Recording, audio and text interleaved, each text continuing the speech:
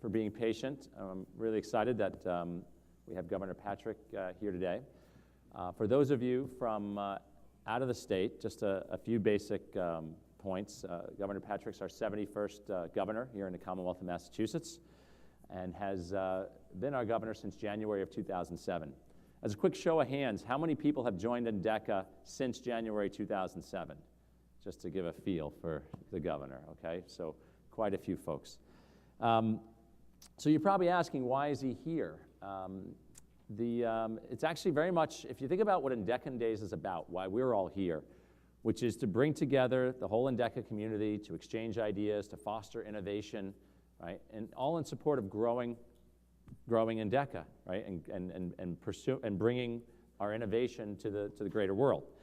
Well, the innovation economy is an initiative that I learned about that Governor Patrick has been pursuing, which is doing that at a more macro level, more at the state level. How do we take all of these different assets that we've got, create visibility, create exchange, and all to foster economic growth in the state? And the way I got to know about this was I was fortunate to be invited on Governor Patrick's trade mission to Israel. And it was a very interesting place to learn about this because, you know, politics aside, in Israel, we could talk about lots of stuff about Israel, but one thing you can't deny is that 50 years ago, it was a bunch of tents in the desert. And today, they have a GDP per capita of around $30,000, which is 5 or 6 times the surrounding countries. And why is that? You know, there are a couple of reasons. You know, some talk about subsidies, but that's we have many states in the United States that get, you know, subsidies, and they're not growing faster than the other states. What we did see while we were there is that they had a clear economic strategy around, for their purpose, their version of the innovation economy. Everyone we met understood it, okay? And that was really powerful to see that. Maybe it rung, you know, very familiar to me because we're fortunate to be proximate to people who think about things like this, like Michael Porter on our board. He thinks a lot about the importance of economic strategy. You know, it's, and I like to think, though, that economic strategy is very much underappreciated, you know, across our economy. It's one of the things that, you know, if I had my wish list of what I'd want our government, you know, to focus on, number one would be economic strategy. But the problem is, it doesn't reward the present, it rewards the future. Most of the benefits from this initiative are going to accrue long past, you know, Governor Patrick's time in office, okay? And it's tough, you know. I mean, being on that trip gave me some firsthand exposure just to how some of the trip was written up in the paper. Like, you know, everyone was trying to just throw rotten tomatoes wherever they could. You know, we were taking buses, for instance, to various events, and they were called luxury buses. I swear, if we were taking duck boats, they would have been called futuristic, high-tech luxury transport vehicles, okay? So, and you know, versus focusing on what's important, and that's the importance of an economic strategy to the state. So with that awareness of the strategy, because to be honest, if I hadn't gone on a trip, I wouldn't be that familiar with it. As you know, I'm heads down, you know, focusing on Endeca with all of you, building this up. But with that awareness brings some responsibility for us to raise further visibility to what's going on.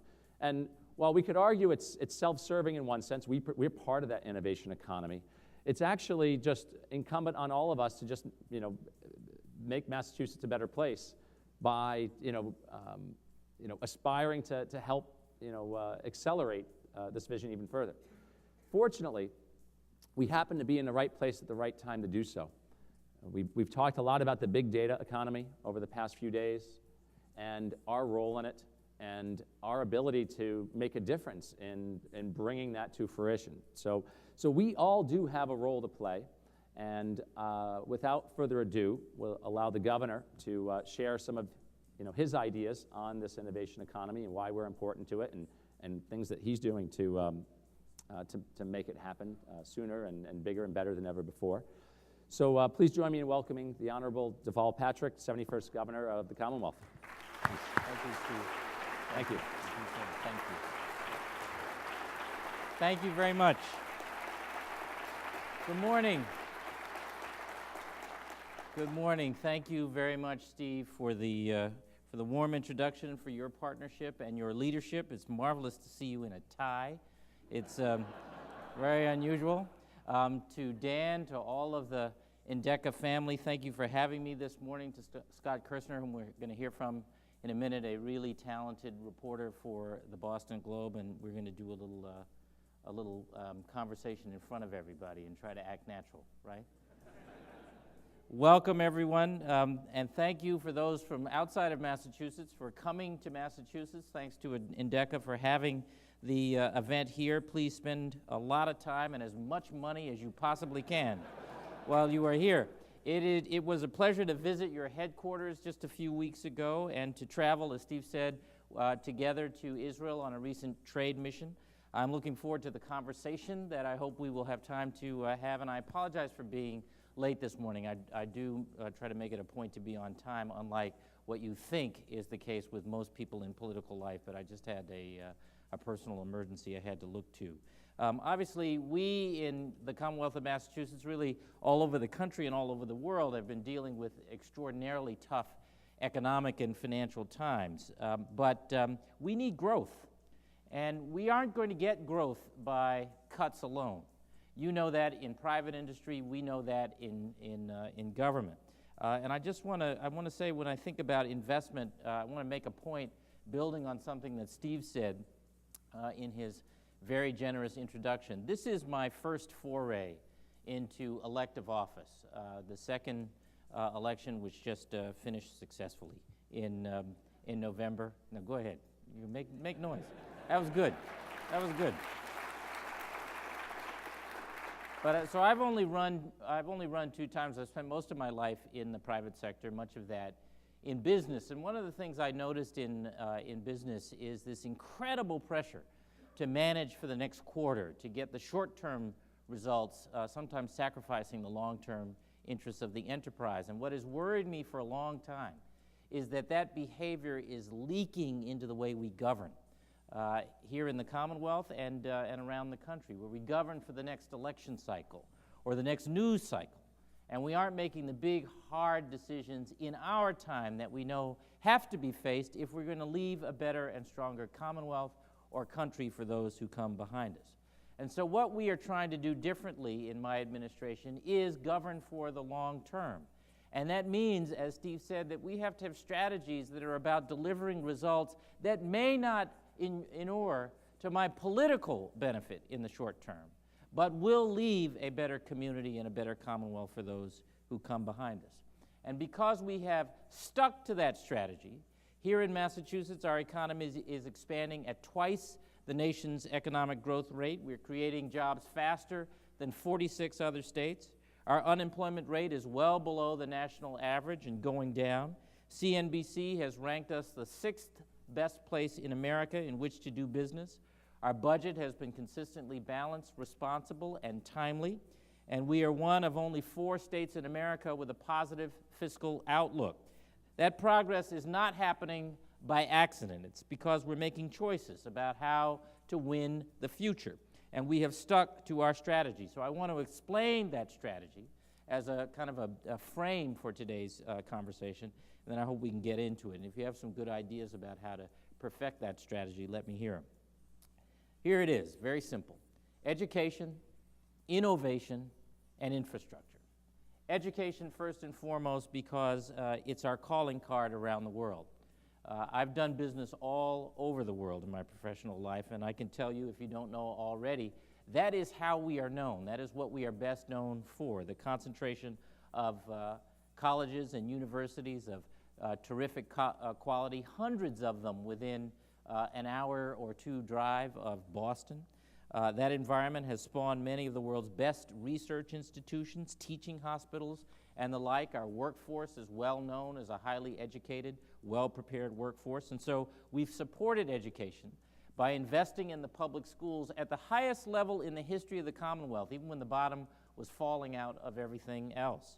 We've added reforms that raise teacher accountability and encourage more innovation in the classroom, and I hope we get to talk about that because I think some of the most imaginative things in public education are happening here in Massachusetts right now. And we have also competed successfully for the race to the top competition, national competition, we were the #1 scorer in the country among all states. We are doing things to reach the kids who are stuck in the achievement gap today, which builds on some success we've had already, being #1 in the nation each of the last 5 years in student achievement. We're in the top 5 in the world in math and science, and as I said, we were the top scorer in the race to the top competition. So education first and foremost.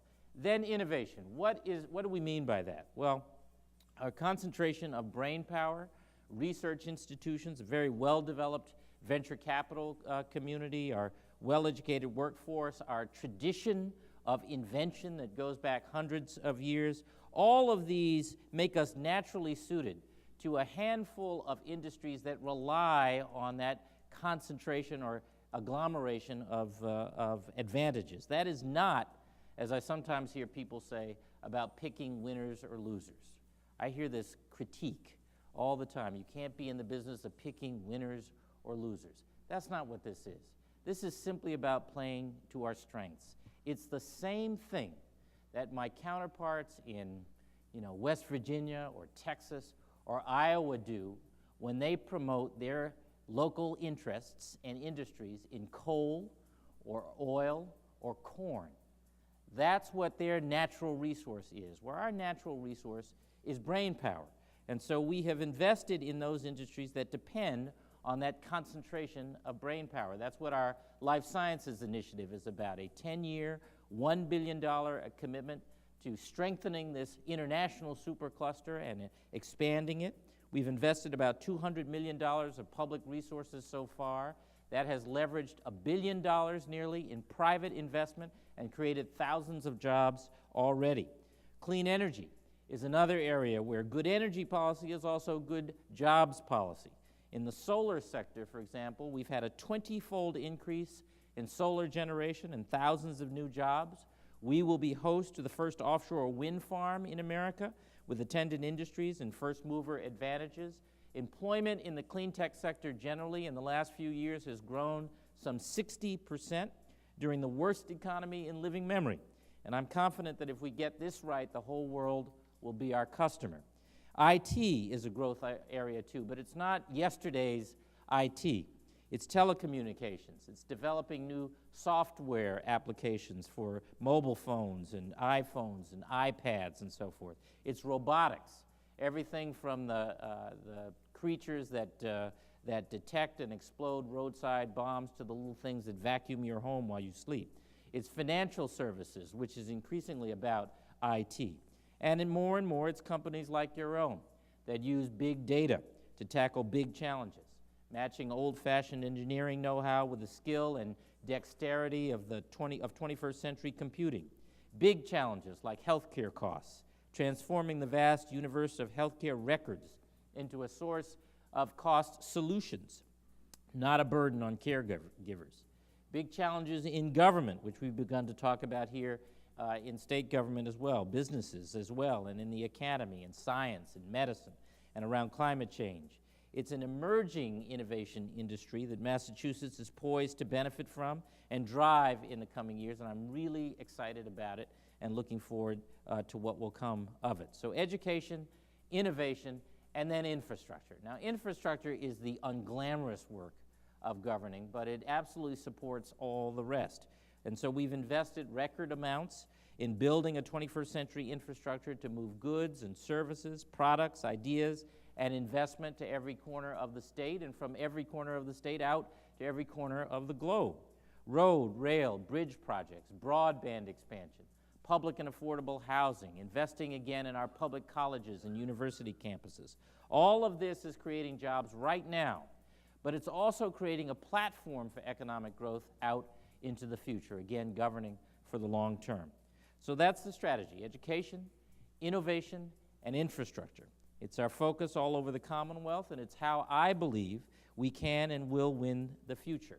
Now, I ask for your help as well by collaborating, which I know you already do, but frankly, we need more, not just between each other, but throughout the innovation industries and innovation sector, the business community, and beyond. I think that the lines are blurring between the public and private sectors, between for-profit and not-for-profit. I'm convinced that none of the big challenges that face us as a Commonwealth, as a country, maybe even as a world, will be faced and solved by one sector alone.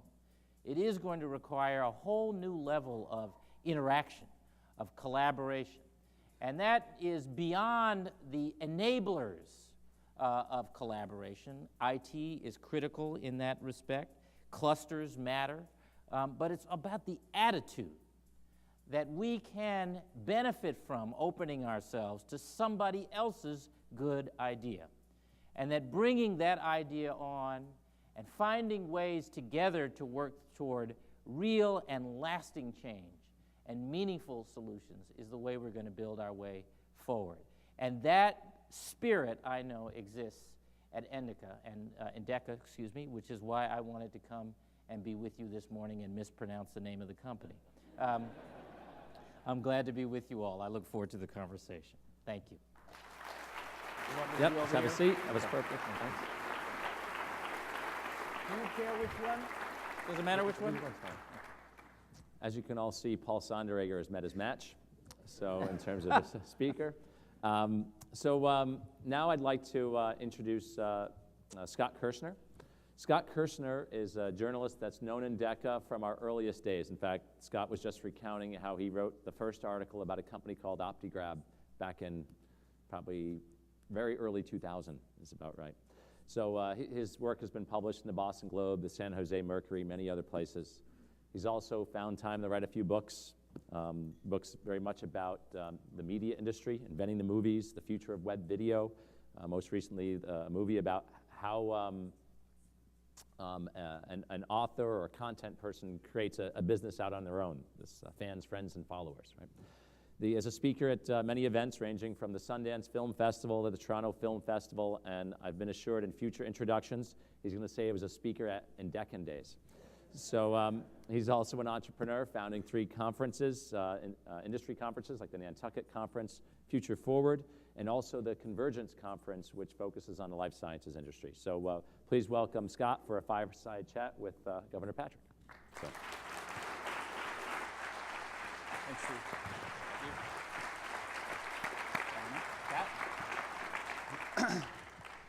I'm grateful. This is a day you don't want to be near a fireside, so I think I'm grateful this is a cool water chat. So I think my role here today is to lob a couple softball questions to you, Governor. I've never known that to be you. And well, the audience, this entire audience was at Fenway Park yesterday in the batting cages and in the bullpen working on their hardball questions. So I think the tough questions are going to come from the audience in a little bit. But remember, I am your guest.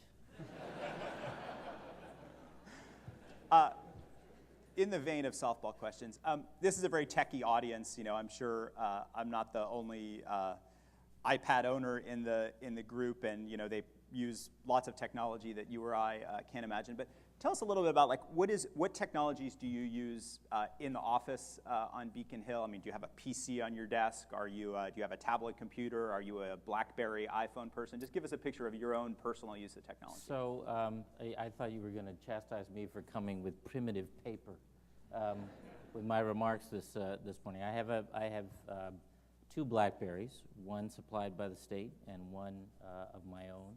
We have I have a PC at the office, but I rarely use it anymore because I'm usually moving, and the BlackBerry is what I use most of all. Personally, I have a MacBook.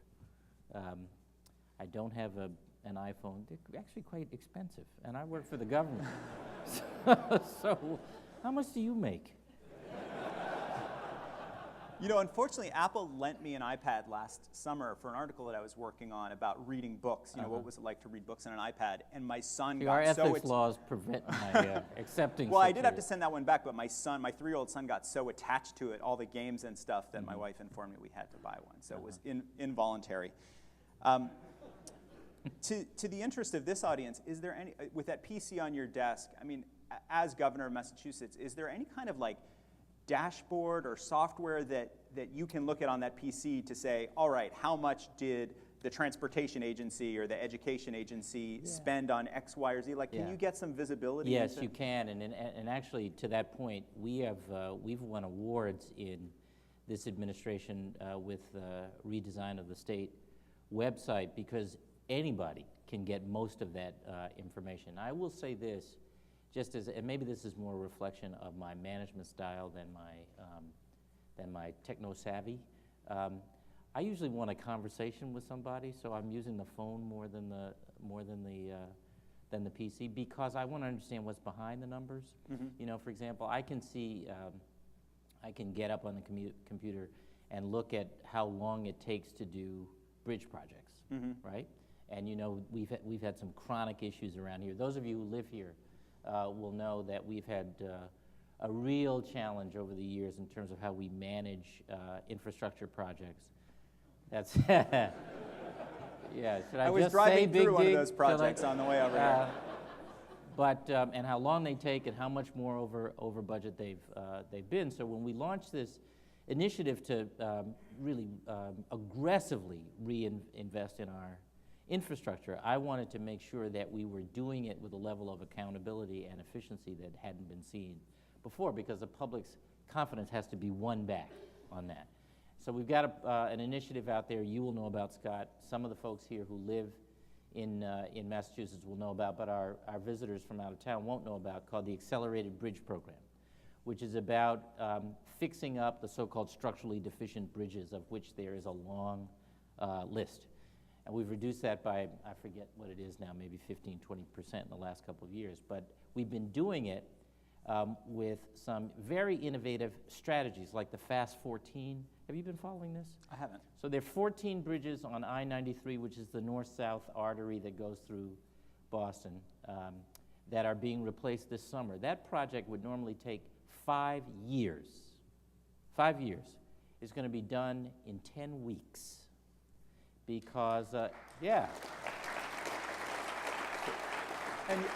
And you haven't given it a term like Carmageddon, or you haven't turned it into a big scare. No. Those are going to be the worst 10 weeks of your life in Massachusetts. No. Well, the idea is to make sure they're not the worst 10 weeks, because what we do is we replace a bridge a weekend, and there's a whole lot of planning in terms of the traffic patterns and so forth. But we've been making or having the decks made off-site. We have a demolition plan that starts at I think it's 10 p.m., 8 p.m., something like that on Friday. It has to be done by 5 a.m. on Monday. They've beaten the deadline by hours every. Now, why do I get into all that other than the opportunity to brag about something that's going well? Because if you look at the overall, if I go on the dashboard and I look at the overall average for bridge projects, I will see something a lot longer than 10 weeks. If I'm trying to see what are we trying that's new, that's working, that shaves that down, I have to get underneath that, and that's a conversation. And it sounds like because you are so mobile going from event to event, you're more likely sitting in the car with papers or reports printed out. You're not, that's not sort of, or you're using your BlackBerry too. I'm using my BlackBerry, I'm using my own MacBook, so yeah, and phone a lot. You talk to a lot of tech industry CEOs, biotech CEOs, I'm sure the financial services CEOs in this part of town. What do you hear when you talk to them about kind of their biggest concern on how Massachusetts can stay competitive in the global economy? Like, are there one or two things that kind of keep coming to the surface? There are one or two things. Let me talk about the big issues. You hear all the time about the cost of health care. That's a big challenge. We're working on that. I can talk about that if you want to. You hear a lot about, especially for small companies, access to capital, especially in the last few years when some of the, and I'm talking about working capital now, not startup capital, but where the banks have been a lot tighter. We have some solutions for that, but a couple big issues, which I think are long-term issues, are the skills gap, the importance that is placed on government doing its role in making educational opportunities available is huge. STEM education, science, technology, engineering, math, big deal. And the fact that we have a strategy about that matters to some of the kinds of companies you're talking about. Yeah, it's interesting because when I visit a lot of companies where they have jobs open where, look, if you had a PhD in computer science or PhD in chemistry, Right. you could have this great $150,000 a year job, and most of them are importing people from elsewhere to fill those jobs. We're maybe not growing enough of those people. But it's not. indigenously. It's not just. I mean, this is an insight that has been very important for me. It isn't just the high-end, super skilled, fancy folks like all of you. It's really a range. We have lab technicians, for example, in the life sciences. They can't keep up. There's such a need, and yet we have chronic unemployment, long-term unemployment, within walking distance of some of the facilities some of the kinds of companies that are hungry for that talent. And so one of the things I've been interested in is I wonder how many of you are as surprised by this as I have been. How the supposition of what a governor can do is quite a bit broader than what a governor can actually do directly. I think we ought to take the relatively limited amount of training money we have, mash that together with community colleges, and have that's not a technical term, but you understand what I mean, and have the community colleges serve as training platforms to meet the workforce needs of the businesses in their region. Certificates, not in every case. In some cases, a two-year degree, but not in every case.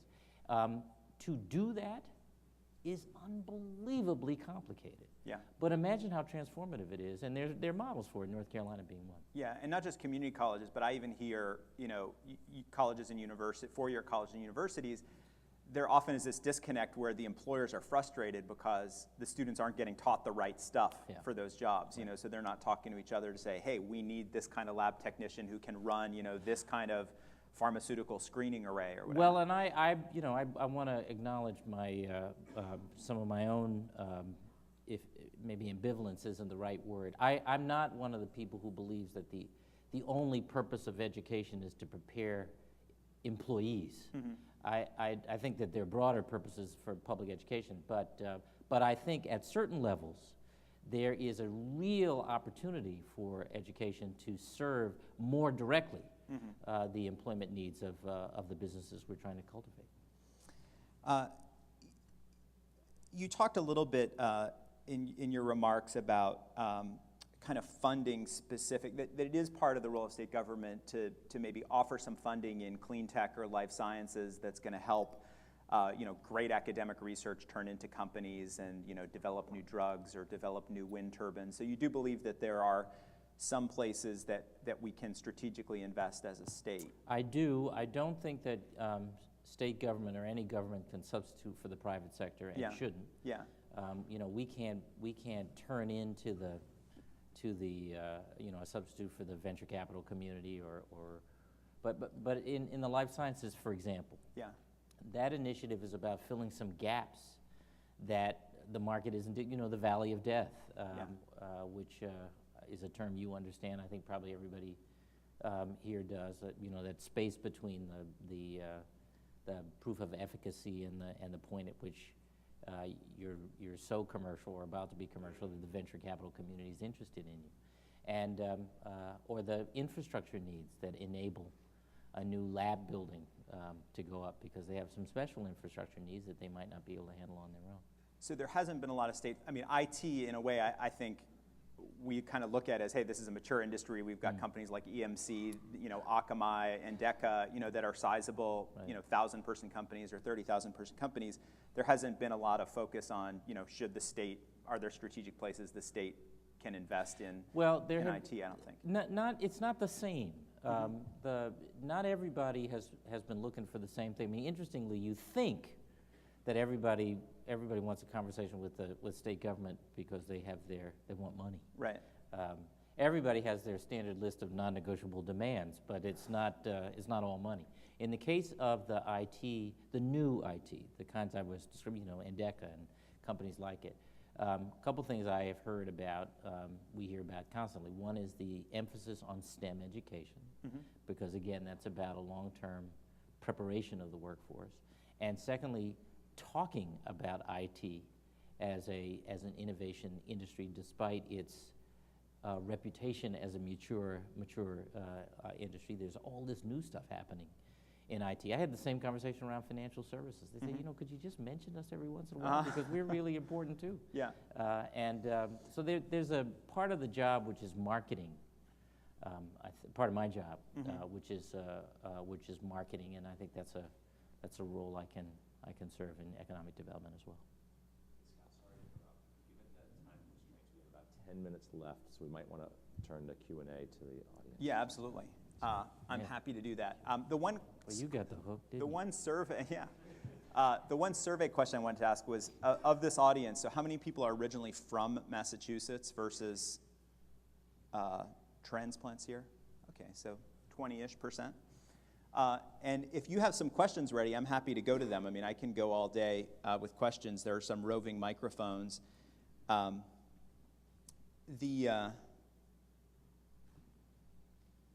that mean there aren't any questions? There are a couple in the back.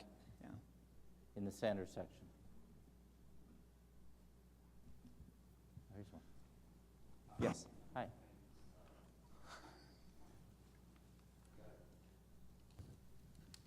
All right. Hello. There you go. There. So, hi, I'm Andrew Fink. I support the federal, state, and local business for Endeca, which means I live in a plane. Question for you. We see a lot of focus at the federal level on information visibility and accountability, like the Recovery Board. What are we doing at the state level, especially Massachusetts, to support that initiative? So is that a question for me or for Scott? For me. So the, you know how you can go on the Fed Recovery website and see who got what project and all that sort of thing? We can do the same thing at the state level. You can see where every dollar got spent, whether the project was on time and on budget, what the winning contractor was, and I think you can see who the competitor contractors were as well, and how the bids compared. There's a tremendous amount of data for people who like that stuff. Which is this audience? No, I want to make a different point. What is not there is a lot of analysis of that data. Now, there's a view out there that you should just push as much data out as possible and let people do their own analysis, but there's not a lot, and I respect that view, and I think that probably our administration and finance folks and the tech folks have favored that view. But for the folks who are just trying to understand how to synthesize that information, there isn't a lot of help that you get. And I understand some of the risks that go with the government being the one helping you synthesize that, because you're immediately skeptical of it. But understand probably half or more of the public who are interested in that information don't actually know how to do what you probably know how to do in a more sophisticated way in terms of synthesizing it and understanding how it relates. Question right here in the front. Hi, my name is Jess, and I just bought a home in lovely Bedford, Massachusetts. Excellent. Thank you. Beautiful. My question is around, I understand why Massachusetts is a focus for your push for the innovation economy, and we're uniquely qualified.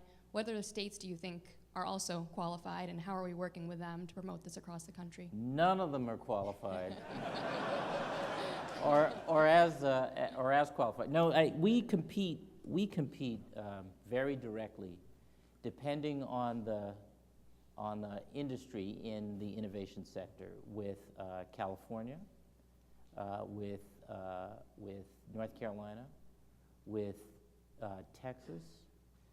Again, depending on the industry. For example, with tech, or clean tech, we compete with California, and in the latter case with Iowa and with Texas. Wind, in particularly, with Texas. We have the largest wind blade testing facility in America. We cut the ribbon on it in Charlestown in the spring, and had already 18 months of back orders. We get this first offshore wind farm established. There's a huge first mover advantage there, and we're beginning to see it already. In robotics or alternative energy, for example, I'd say one of our competitors is Michigan right now. In fact, A123, which is here, they do the batteries for for a lot of hybrid vehicles today. We have their headquarters and a big part of their operations here, but Michigan built them a factory that we just couldn't afford to build, so some of their operations are there as well. I think that in your second part of your question, Jess, was how do we compete? Well, how are we working together with those to promote the innovation economy across the U.S.? Well, we are working, I will say right now, it is more after having just said we should all collaborate, it is it's a blood feud right now to win, right? We want the jobs here, we want the growth here, and we want the next big company to be here and see their home here. And of course, we're trying to balance lots of bottom lines, right? We're not going to win every one. But I will say that we are making more of the things we invent here, so precision manufacturing is coming back, and that is incredibly exciting to me, especially as a part of the strategy to reach some parts outside of the greater Boston area, outside of 128, that are really needing to be touched by the innovation economy. So I don't have a whole lot to say about how we are collaborating with other states on innovation. I can have a whole lot more to say about how we're competing with other states on innovation. There was an interesting comment or plan that Mayor Bloomberg talked about yesterday in New York, that New York wants to start an engineering university because they've realized that spawns great companies. Yeah. So I thought it was cute that they want to compete with our. He's been trying to interest universities from Massachusetts and other places to invest in this. I think he's actually made some progress. Mm-hmm. And he's offered a campus and all the rest of it. Yeah, I just view it as it's nice to see New York trying to play catch up with Massachusetts in some categories. They still have Broadway, I guess. Yeah. Back there. My name's Larry Jacobson. I'm from Natick, Massachusetts here. And my role is the Director of Recruiting. I'm responsible for talent acquisition around the world. And my question is about non-compete agreements and your view of the impact of those agreements on innovation. Where are you? Up or down? I'm down. You're down? I Yeah. didn't plant that question either. I wanted to ask about non-compete agreements, but thank you for doing it. So, California, Silicon Valley seems to do fine without the kinds of restrictive non-competes we have here.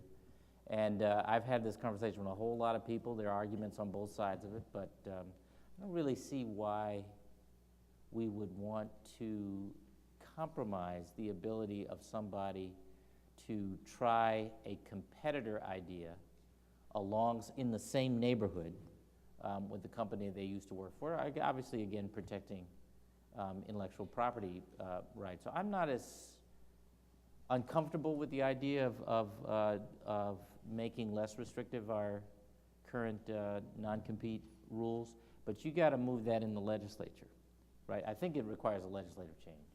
And it's come up the last couple of years, but it's never gotten to my desk. So if you care about it, organize around it. There was this interesting experiment that Michigan did in 1985 where non-competes went from being illegal in Michigan to being legal. And so there's been lots of research in Michigan about what the effect of that was. And you found, both inventors who had patents leaving the state. You found a lot less mobility of inventors from company to company. Yeah. So we have a there's some high interesting level of data. entrepreneurialism in Massachusetts, as you know, compared to just about anywhere in the country, and that's great. You don't want to have anything that is perceived as an impediment on that, even if it isn't as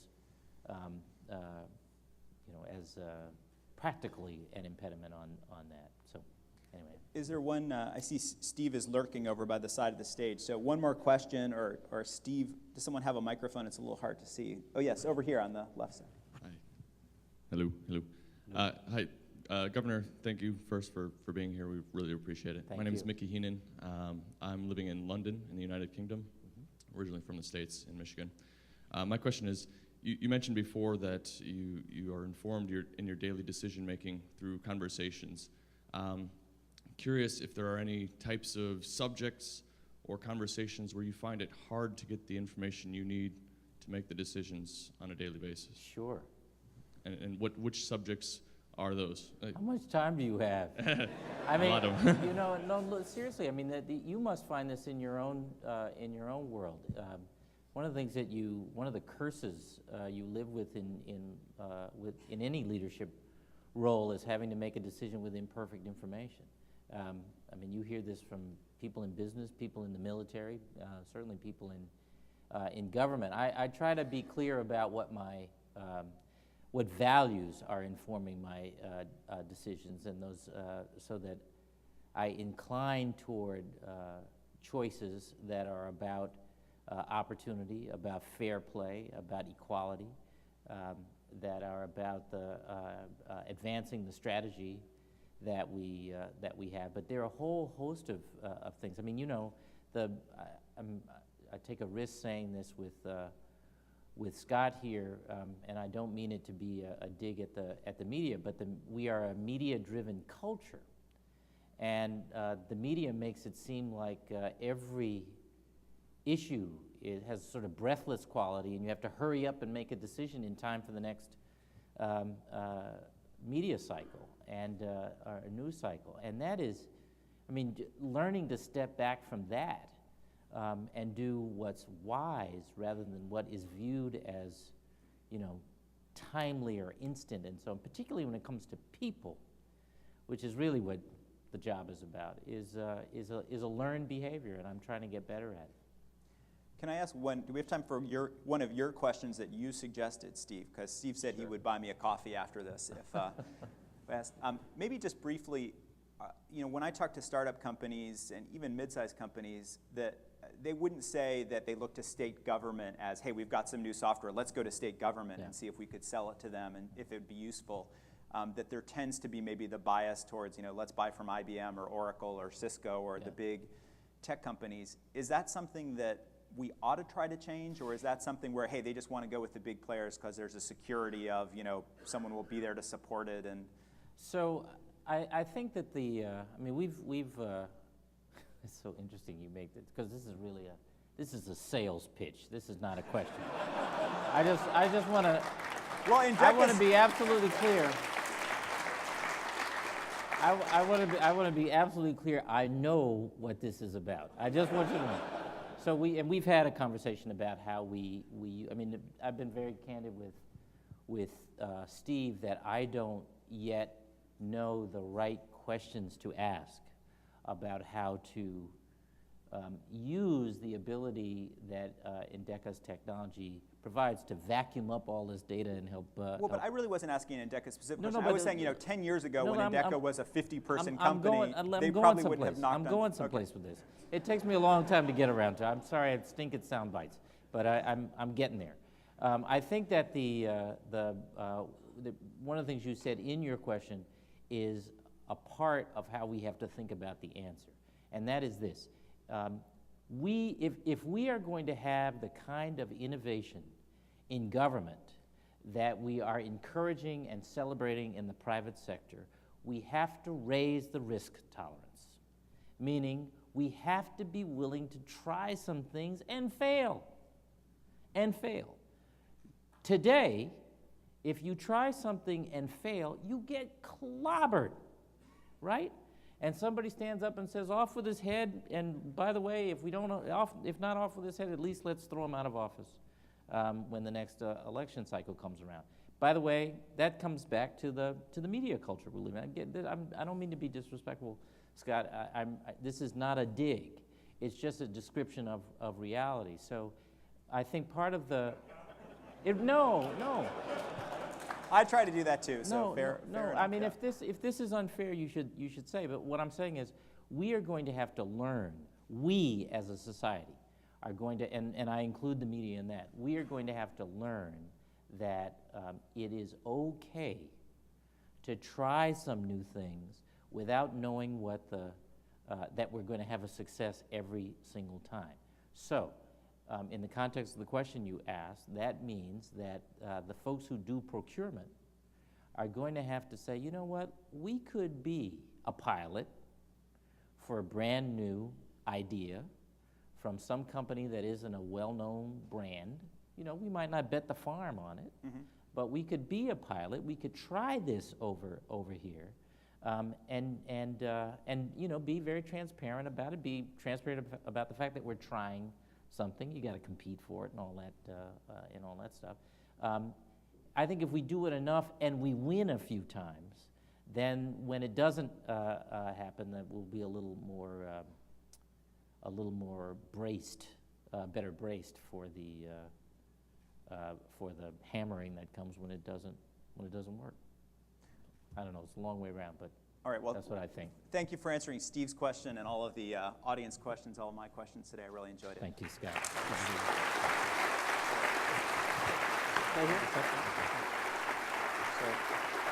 Thank you all.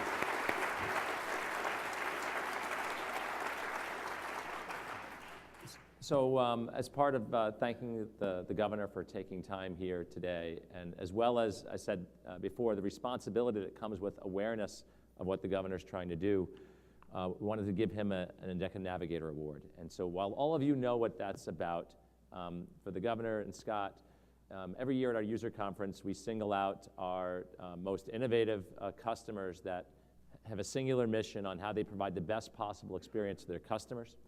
In your case, it's about providing the best possible, stewardship of the innovation economy for your constituents.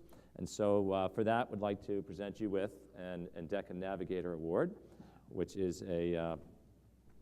this is a 17th century navigation device used by the adventurous explorers. Extraordinary. And may that. Very retro for Endeca, isn't it? Yes, well, we try to be different. So thank you very much. This is great. Thank you, Scott. I'm on my way. Okay. Thank Thanks, you. Scott.